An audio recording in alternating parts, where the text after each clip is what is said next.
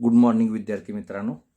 आज आपण final account problem number 6 page number 37 पाहणार आहोत. From the following trial balance of Shreyash and Mrunal. आणि या पद्धतीने ट्रायल बॅलन्स दिलेला आहे. पहिल्यांदा नेहमी फायनल अकाउंट सोडवताना तुम्ही फायनल अकाउंटचा एक स्पेसिमन फॉर्मॅट असा तयार करून घेतला पाहिजे अगोदरच, म्हणजे कमी वेळामध्ये हा प्रॉब्लेम आपल्याला सोडवता येतो. आणि त्यानंतर ॲडजस्टमेंटच्या टिकमार्क करून घ्यायच्या. ॲडजस्टमेंटच्या टिकमार्क करून घेतल्यानंतर क्लोजिंग स्टॉक स्वतंत्र ॲडजस्टमेंट आहे.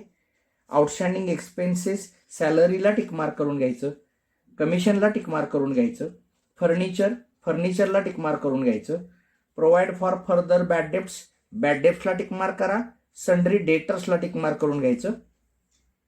गुड्स डिस्ट्रॉइड बाय फायर ₹5,000 म्हणजे 5,000 रुपयेचा माल जळाला आणि इन्शुरन्स कंपनीनं 2,000 रुपये तुम्हाला क्लेम पास केलेला आहे. स्वतंत्र ॲडजस्टमेंट आहे. अशा पद्धतीनं टिकमार्क केल्यानंतर एक एक ट्रान्झॅक्शन करून घ्यायचं. Capital Shreyas capital 35,000, Mrunal capital 20,000, purchases 37,800, sales 66,700, bills receivable asset आहे 8,000, बिल्स पेएबल 6,500 लायबिलिटी आहे.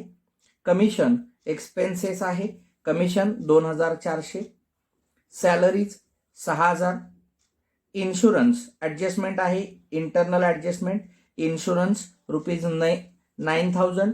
पुढे लिहिलेला आहे 9 मंथ्स, म्हणजे इन्शुरन्स हा 9 महिन्याचा 9,000 दिलेला आहे, परंतु खर्च केला पाहिजे 12 महिन्याचा.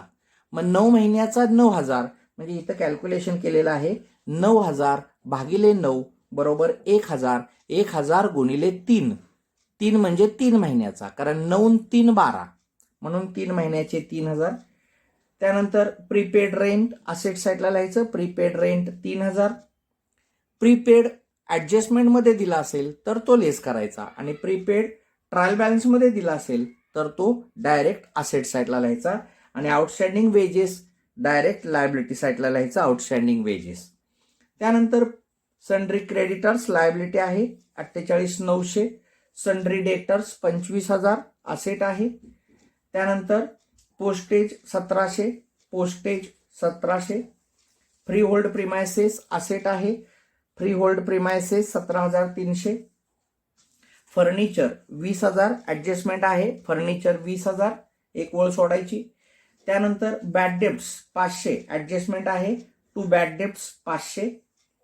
त्यानंतर कॅश इन हँड 4,500. त्यानंतर cash at bank 16,000.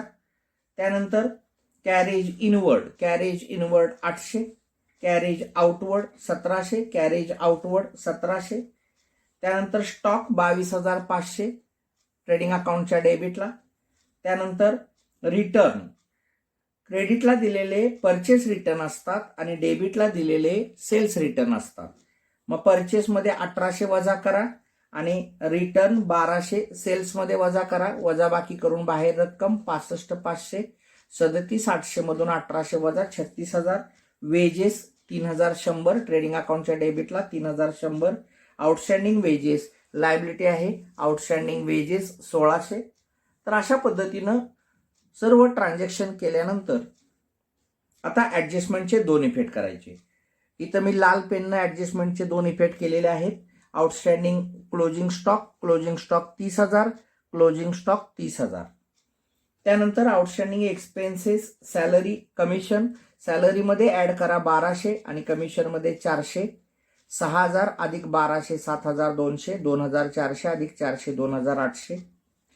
Depreciation on furniture 10%, 20,000च्या 10% 2,000. आणि आउटर कॉलमला अमाऊंट लिहायची 18,000. वजाबाकी करून बाहेर लिहायचं 18,000. इथं सुद्धा कॅश ॲट बँक 4,500 आणि इथं 16,000 रुपये बँक बॅलन्स आहे. त्यानंतर इथं 1,200 वजा करून 23,800 बाहेर रक्कम घ्यायची. त्यानंतर डिप्रिशिएशन ऑन फर्निचर 2,000 रुपये वजा करा आणि ते इथं लिहायचं depreciation on furniture 2,000. Provide for further bad debts 1,200, bad debts डेटर्समध्ये वजा करा, 25,000तून 1200 वजा करा, 23,800. आणि हे बॅड डेप्ट्स इकडे घ्यायचं. ओल्ड बॅड डेप्ट्समध्ये न्यू बॅड डेप्ट्स ऍड करा. 500 अधिक 1200 बरोबर 1700. Goods of ₹5,000 destroyed by fire and insurance company admitted claim ₹2,000. म्हणजे 5,000 रुपयेचा माल जळालेला आहे, आपल्याकडून माल गेला ट्रेडिंग अकाउंटच्या क्रेडिटला. Goods fire ₹5,000.